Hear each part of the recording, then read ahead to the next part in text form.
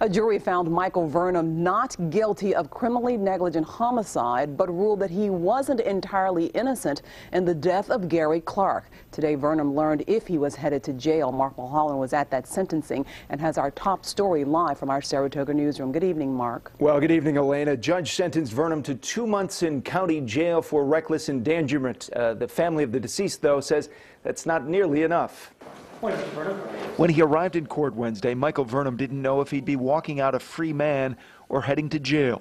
A jury acquitted Vernon of a charge of criminally negligent homicide in the March death of Gary Clark of Fort Anne, but found him guilty of a lesser count. Vernon, a logger from Lake Luzerne, was working along the snowmobile trail in Warrensburg when he cut a tree that toppled onto Clark and killed him. The jury found Vernon guilty of misdemeanor reckless endangerment, finding he disregarded the risk that someone could be injured or killed by his actions. The only appropriate sentence allowable by law is a year in the county jail. And that's what we're asking for here.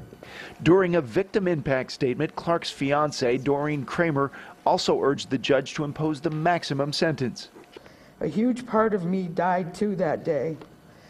When asked if he wanted to say something, the 32-year-old Vernon struggled to find the words. I know an apology don't cut it here, but I apologize. That there is and there will always be a light on for Mr. Clark. Judge John Hall called the case a tragic accident, said he's convinced that Vernon is sorry for his actions, and sentenced him to 2 months in county jail.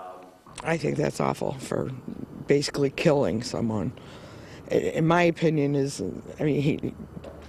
nobody's that stupid that you don't know that you're cutting trees across a trail. Vernon gets credit for time served. The judge also placed him on 3 years probation. Gary Clark's father was upset with the sentence. He told me nothing will bring Gary back, no matter what he got. Live in our Saratoga newsroom, I'm Mark Mulholland. Elaine? Okay, thank you, Mark.